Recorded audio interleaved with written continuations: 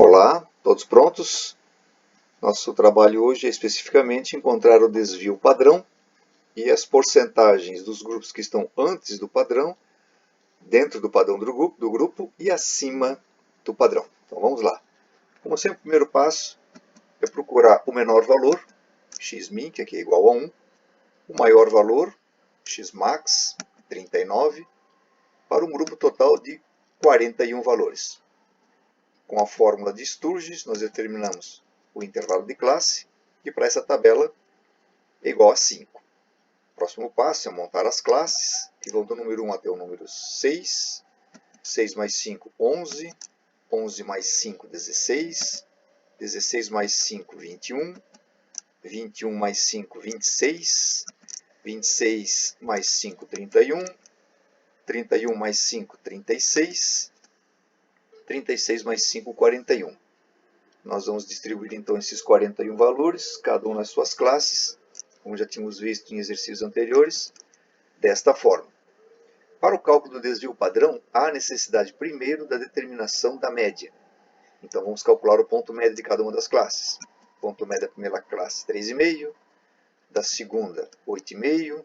Como o nosso intervalo de classe é igual a 5, eu posso ir pulando de 5 em 5 esta coluna, assim como já tínhamos visto estes exercícios em aula anterior. Para o cálculo da média, precisamos fazer φ vezes x. Então, 1 vezes 3,5, 3,5.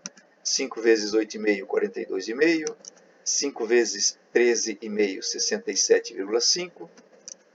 12 vezes 18,5, 222. 9 vezes 23,5, 211,5. 5 vezes 28,5, 142,5. 3 vezes 33,5, 100,5. E 1 vezes 38,5, 38,5.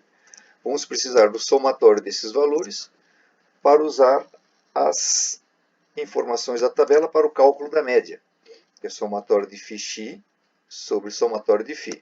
Somatório de φ vezes x deu 828,5 e o somatório de φ 41. Portanto, a nossa média, arredondando em centésimos, fica 20,21. Com esta informação, há a possibilidade de montar a curva de Gauss, inicialmente representando a média. Daí a curva de Gauss, da nossa tabela que começa no número 1, vai até o 41.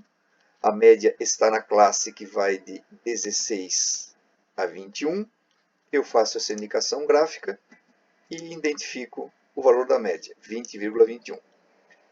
Para o cálculo do desvio padrão, há necessidade, então, da gente elaborar mais uma coluna, que é a coluna do φx ao quadrado, ou φ vezes x. Nós já temos esses valores, de tal forma que o trabalho se torna mais simples, que a gente tem aí a possibilidade de utilizar os valores que já existem para fazer φ vezes x, deu 3,5. 3,5, que é o resultado de φ vezes x, agora deveria ser multiplicado por x novamente. Então, nós vamos ter aí 3,5 vezes 3,5, 12,25. 8,5 vezes 42,5, 361,25. 13,5 vezes 67,5, 911,25. 18,5 vezes 222, 4.107. 23,5 vezes 211,5, 4.970,25. 28,5 vezes 142,5, 4.061,25.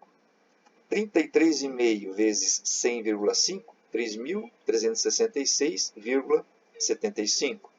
E 38,5 vezes 38,5, 1.482,25. Também precisamos da soma desta coluna, que dá 19.272,25. A gente percebe, então, que para o cálculo do desvio padrão há necessidade dessas três informações: somatório de φ, somatório de φ vezes x e somatório de φ vezes x de novo. Está aí a nossa fórmula. Vejam que grande parte dos valores que nós precisamos Para substituir nessa fórmula, nós já temos, olha lá, somatório de φ vezes x ao quadrado. Está pronto aqui agora. Somatório de φ. Está prontinho nessa coluna. Somatório de φ vezes x. Está prontinho nessa coluna. E o somatório de φ também está aqui pronto. Então vamos lá. Vamos substituir os valores na fórmula para dar início ao cálculo do desvio padrão. Somatório de φ vezes x ao quadrado, 19.272,25. Somatório de φ, 41. Somatório de φ vezes x, 828,5. E somatório de φ, 41. Perceba que nesta fórmula nós vamos dar preferência para as duas divisões. A divisão de 19.272,25 por 41 e de 828,5 por 41. Eu coloquei ali o resultado com algumas casinhas após a vírgula, certo? 19.272,25 dividido por 41, 470,05487. E 820,5 dividido por 41, 20,27331. Agora, percebam que dentro desse radical, dessa raiz quadrada, nós temos que dar preferência para esta função, porque ela está com expoente. Então, ela deve ser feita antes da subtração. Portanto, está ali. 20,20731 ao quadrado dá 408,33566. Podemos, então, agora efetuar a subtração. 470 menos 408 dá a raiz quadrada de 61,71920. Muito bem. Ao extrair a raiz, encontramos esse valor. E vamos dar agora um pulinho no texto para lembrar de que precisamos arredondar em centésimos. Então, precisamos apresentar o resultado com duas casinhas após a vírgula. Quem ocupa a casinha dos centésimos é o 5. À direita está o 6. Então, o 6 é do segundo grupo, acrescentamos uma unidade. Nosso desvio padrão, então, é 7,86. Como agora nós vamos ter que dar atenção à representação gráfica do desvio padrão, eu só vou eliminar as informações que nós tínhamos ali da média para inserir no gráfico, então, a interpretação da curva de Gauss para o desvio padrão. A nossa média é 20,21 e ela precisa, então, ser adicionada com o desvio padrão, que é 7,86. Então, 20,21 mais 7,86 vai para 28,07. E a média, que é 20,21 menos o desvio padrão, 20,21 menos 7,86, vamos para 12,35. Observe que agora nós precisamos identificar lá na tabela em qual classe está o número 12,35. Ele está nessa classe aqui, que vai do 11 até o 16. Ok? E o número 28,07 está dentro da classe que vai de 26 a 31. Então, da mesma maneira, eu identifico graficamente essa situação e coloco que o desvio padrão começa na classe do 11 e vai até a classe do 31. Isso me permite, então, identificar de que antes de chegar no desvio padrão, que é 11, nós temos ali 6 valores. Com estes 6 valores, eu determino a porcentagem do grupo que está abaixo do padrão.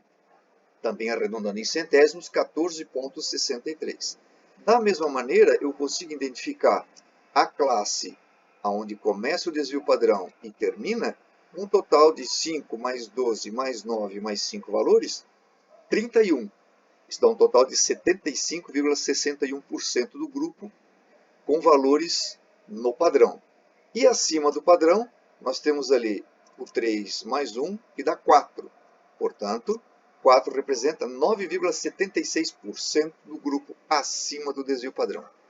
Bom, este é o processo matemático para o cálculo do desvio padrão.